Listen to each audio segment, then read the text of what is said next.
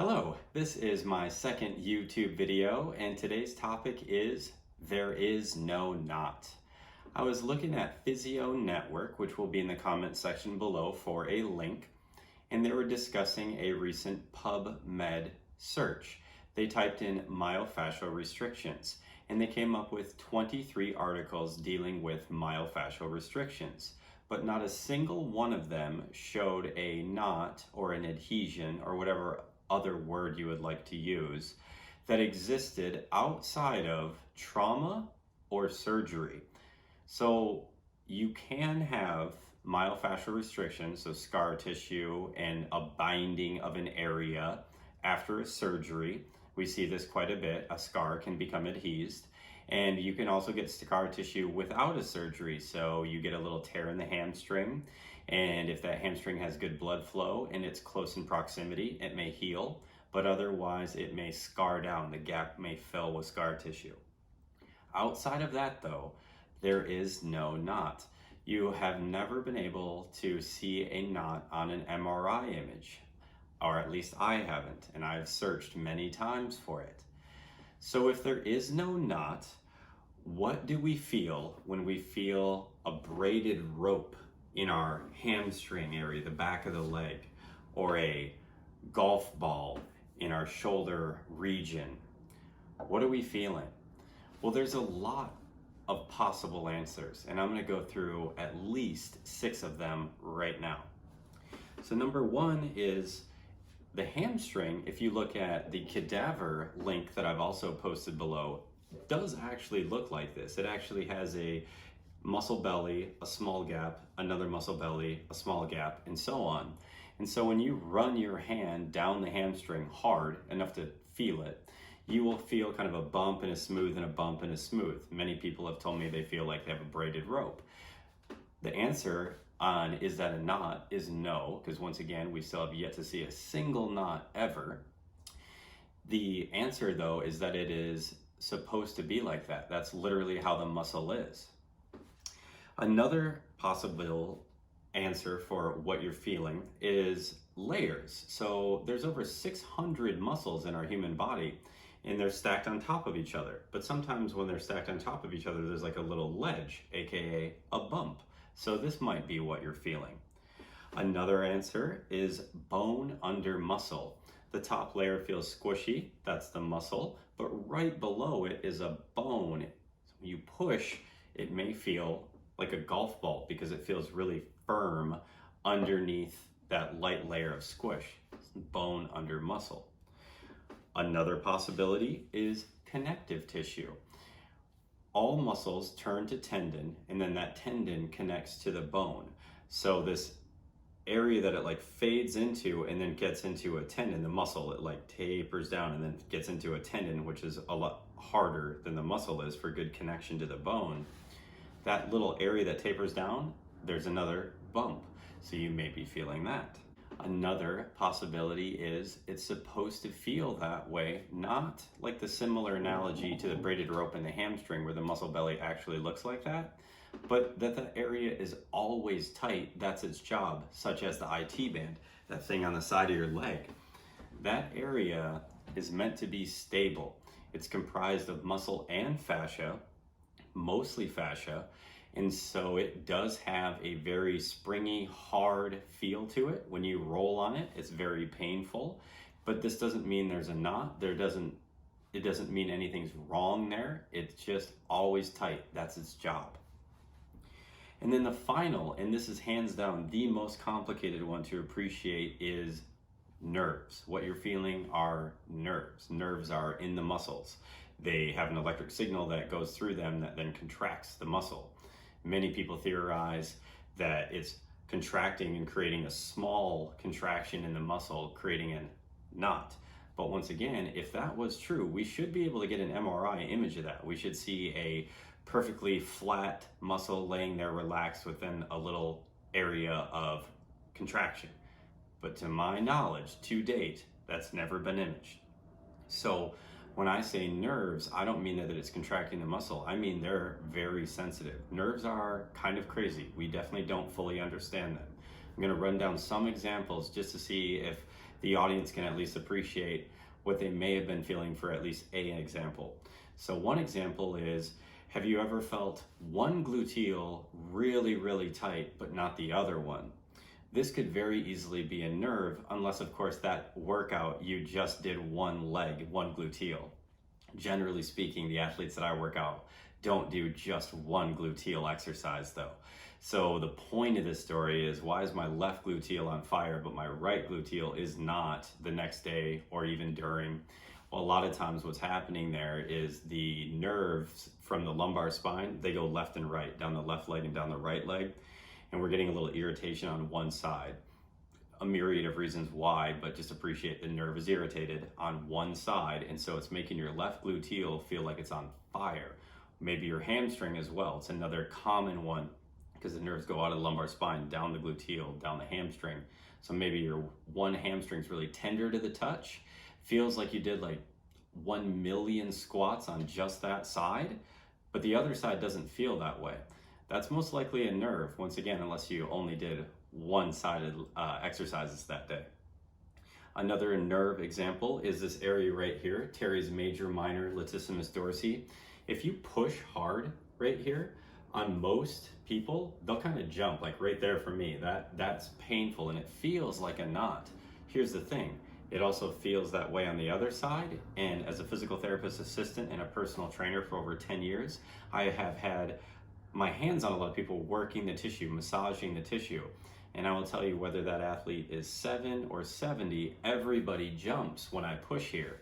That's not to say every single person has an area of restriction or a knot right there.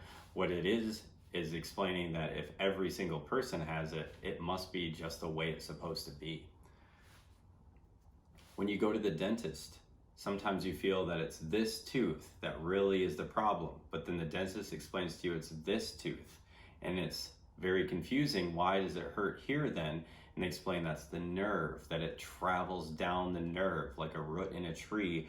The water runs down, and so sometimes the issue's here, but it's felt here. I don't mean to digress with that comment. What I do mean to do is explain to you just how complex nerves are. The nerves give us a perception of tightness, but they're not actually contracting the muscle to the best of our knowledge, because once again, why don't we have an image of that? All right, so I covered 6 different possibilities on what you or I may be feeling when we touch an area and it feels all bound up. Now let's get into the what to do about it. So the most important thing that I hope to convey in this video today is that if there is no objective knot, no area of restriction that's ever been documented before, then let's stop treating it like that. I will fully admit that I personally, when I was young in my career, would tell people this analogy, which is incorrect, so don't memorize this, please. I would tell them it's like a lump of dough, in that when the muscle shortens, it becomes a ball, but when it relaxes, it flattens out. And so I told them, think of that when you're on your foam roller. Start in the middle and work out each way like you're rolling out a ball of dough that then creates a nice little circle for a fresh pie. Don't do that, or at least appreciate that I was wrong.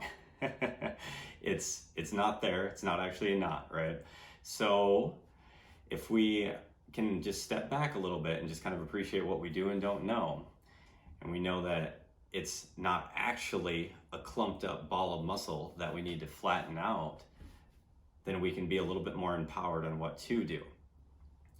So if it's a nerve sensitivity, that you've covered the other 5 things, that it's not just a layer on top of a layer, another bone underneath or something like that, but it is an area that's very, very sensitive, like that gluteal or hamstring analogy that I was using, or the upper trap. It doesn't have to be just down the legs.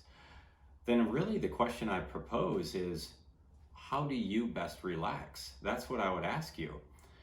For some people, applying the foam roller to this area and either rolling or just sitting on it and relaxing does work. And that's a big thumbs up. I just don't want people to think that they're rolling out dough or stretching it, smashing it, breaking it up. So many words that I have personally used that aren't really fair to that muscle. You're not breaking up anything. Once again, not a single study showed an actual adhesion outside of trauma or surgery. So there's nothing to be broken up there. There's nothing to be rolled out. And it's okay to use analogies if it just kind of reminds you how to do the motion, but we need to treat it like it's a nerve sensitivity versus some objective thing that we can flatten out. So once again, I say to you, what is the best way for you to relax? So if it's putting a lacrosse ball on there and breathing deeply for a minute, great. If it's rolling, great. If it's light stretching or movement, just meaning like take a walk to get your quads to not feel so tight, or to move around a little bit in the shoulder area to send a subconscious signal to that area to relax, then great.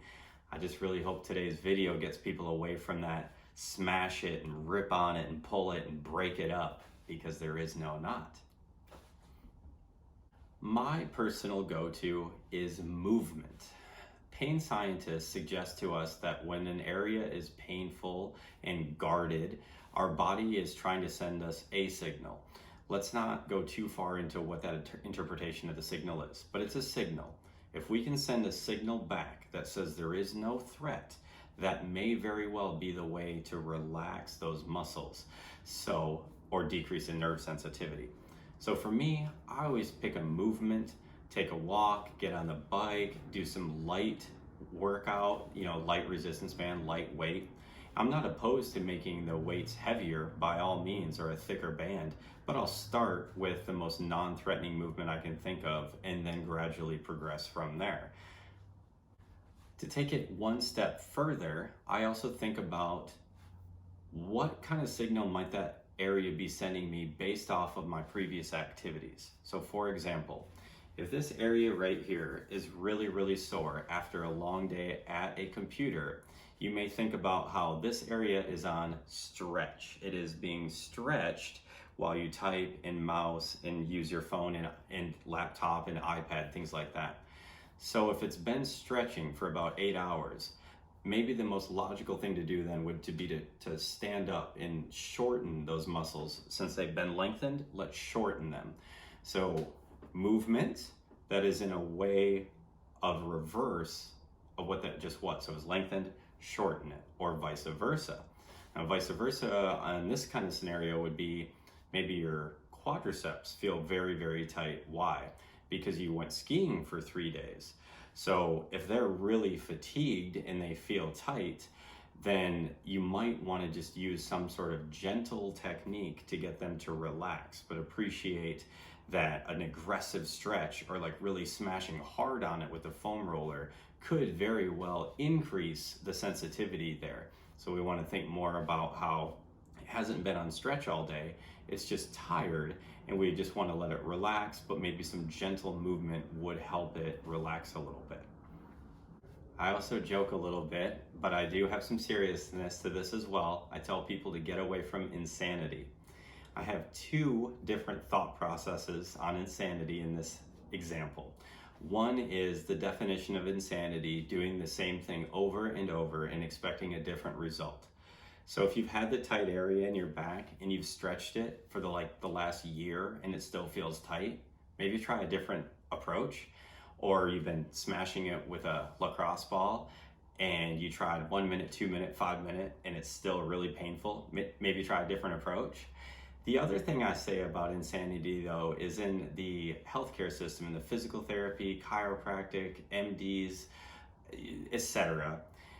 There are some crazy ideas out there, and I have no problem with suggesting that there are things we haven't thought about. In fact, I think there's a ton we have yet to learn. So novel ideas are just fine, but let's continue to be as logical as possible as well.